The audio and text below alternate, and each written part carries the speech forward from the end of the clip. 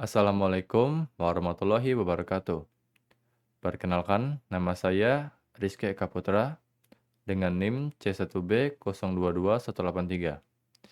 Di sini, saya ingin mempresentasikan alat Total Quality Management atau biasa disebut TQM. Sebelumnya, terima kasih kepada Pak Bambang Purnomo SEMM selaku dosen pengajar mata kuliah Manajemen Mutu Terpadu. Baiklah, yang pertama, Total Quality Management atau TQM adalah pendekatan manajemen pada suatu organisasi, berfokus pada kualitas dan didasarkan atas partisipasi dari keseluruhan sumber daya manusia dan ditujukan pada kesuksesan jangka panjang melalui kepuasan pelanggan dan memberikan manfaat pada anggota organisasi dan masyarakat. Alat-alat TQM yang pertama ada curah pendapat. Curah pendapat adalah alat perencanaan yang dapat digunakan untuk mengembangkan kreativitas kelompok. Dipakai antara lain untuk menentukan sebab-sebab yang mungkin dari suatu masalah atau merencanakan langkah-langkah suatu proyek. Yang kedua, diagram alur. Diagram alur adalah suatu alat perencanaan dan analisis yang digunakan antara lain untuk menyusun gambar proses tahap demi tahap untuk tujuan analisis, diskusi, atau komunikasi, dan menemukan wilayah-wilayah perbaikan dalam proses. Yang ketiga, analisa SWOT. Analisa SWOT adalah suatu alat analisis yang digunakan untuk menganalisa masalah-masalah dengan kerangka strength atau kekuatan, weakness atau kelemahan, opportunities atau peluang, dan threats atau ancaman. Yang keempat ada ranking preferensi. Alat ini merupakan suatu alat interpretasi yang dapat digunakan untuk memilih gagasan dan pemecahan masalah di antara beberapa alternatif. Yang kelima, diagram sebab akibat.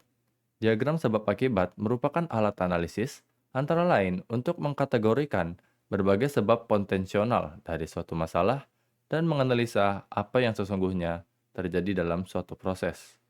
Yang keenam, ada penilaian kritis. Penilaian kritis adalah alat bantu analisa yang dapat digunakan untuk memeriksa setiap proses manufaktur, perakitan, atau jasa. Alat ini membantu kita untuk memikirkan apakah proses itu memang dibutuhkan, tepat, dan apakah ada alternatif yang lebih baik. Yang ketujuh, benchmarking. Benchmarking adalah proses pengumpulan dan analisa data dari organisasi kita dan dibandingkan dengan keadaan di dalam organisasi lain. Yang kedelapan, diagram medan daya.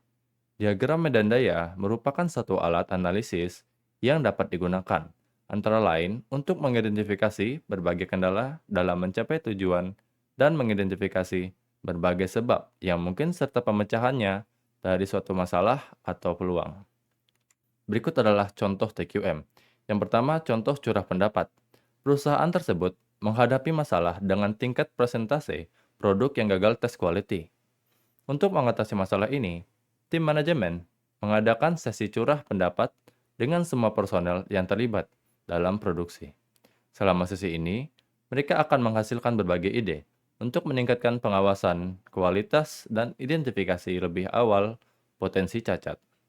Yang kedua, diagram alur. Tim TQM menggunakan diagram alur untuk memetakan langkah-langkah dalam proses produksi dari awal hingga akhir. Mereka menemukan bahwa ada titik di mana ada kemungkinan kesalahan atau kebocoran kualitas. Dengan mengidentifikasi ini, mereka dapat fokus pada memperbaiki area-area tersebut untuk mengurangi kemungkinan produk gagal. Yang ketiga, analisa SWOT. Tim melakukan analisis SWOT untuk mengevaluasi kekuatan, kelemahan, peluang, dan ancaman dalam konteks kualitas produk. Mereka menyadari bahwa salah satu kelemahan utama adalah kurangnya pelatihan bagi operator mesin. Namun, mereka juga melihat peluang untuk meningkatkan pelatihan dan mengurangi jumlah produk gagal. Yang keempat, ranking preferensi. Setelah menghasilkan beberapa gagasan untuk meningkatkan pengawasan kualitas, tim menggunakan metode ranking preferensi untuk memprioritaskan ide tersebut berdasarkan pada kemungkinan dampak positif. 5. Diagram sebab akibat. Tim menggunakan analisa tulang ikan untuk mengidentifikasi akar penyebab dari produk-produk gagal.